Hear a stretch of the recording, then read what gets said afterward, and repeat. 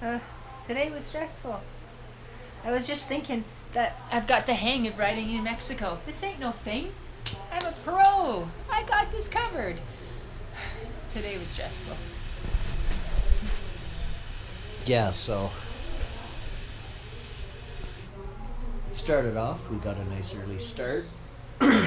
Left whatever the hell town that was near the border. We had 160 kilometers to go, and should have been a cakewalk. But then we ran into a roadblock. There was a protest going on. That was crazy enough in itself because traffic was backed up, and we tried weaving through traffic, but we just no luck. We got to the front, and they basically told us to beat it. And it's hard to know when it's really a roadblock or when it's some guys bullshitting you, because there's these guys and they don't have actual uniforms on, but they have these tags around their neck in plastic sleeves with some kind of fucking card. So what? Is that supposed to make me believe that you're some official? I don't think so. Yeah, so they were offering to give us advice and other routes for bargain price. $20 to get through on a different road around the roadblock, or $100 United States American dollars, not pesos, not quetzales, to get into Guatemala. Fuck that. So yeah, I kind of lost my cool and we tried going up. We just drove right through them and ignored them all, and they yelled at us and almost stand right in front of you, so it's hard to go past them, but we made it past them. And then we got stuck behind a whole bunch of tractor trailers, and we weaved in and out of them, and we got close to the front, but then we had 3 more people tell us, you're not going to pass, you're not going to get through, it's not happening. One guy spoke English, and he said, you could try if you want to, go right up to the front and just ask the protesters themselves if they'll let you through, but I really don't think you're going to get through. And I said, well, I don't want to go back because those guys want money from us in order to go back the other way. And he said, follow me. And so I did. And he took us to a dirt road with a bunch of guys standing around with a rope across it.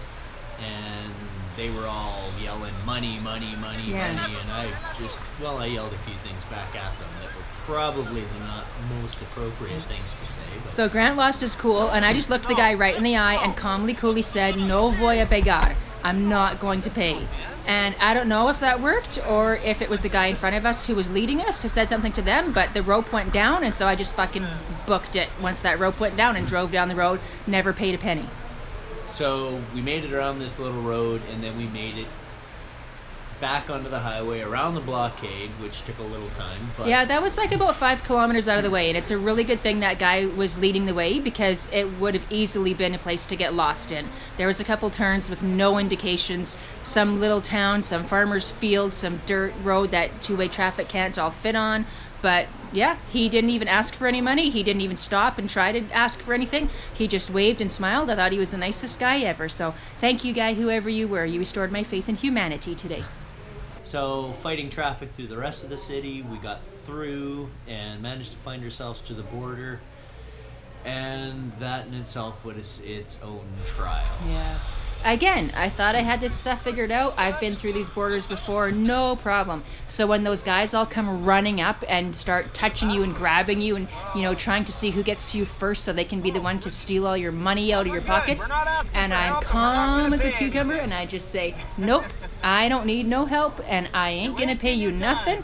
It worked. They all went away. It was great. And it was no problem getting out of Mexico. Getting into Guatemala was a little bit harder. That whole process. That's all you gotta do is walk in the door, show your passport, get it stamped, and walk back out. That's all you need. Even if you don't speak a word of Spanish, you need no help. So don't pay those guys nothing. Step 1. So she comes back with a big smile on her face and a happy dance that she did the immigration. No problem. It was easy. I paid the money. We're in. Now your turn. So I'm going, fine, not to be showed up. I'm going to go do the paperwork for the bike. And went through that process, and I'll do the immigration part next time. 'Cause, oh man, that was frustrating.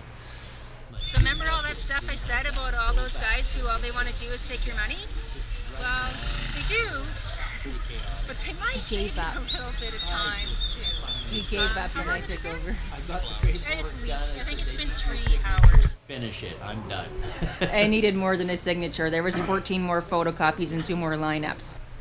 But we're in Guatemala now, and I don't even know what town we're in.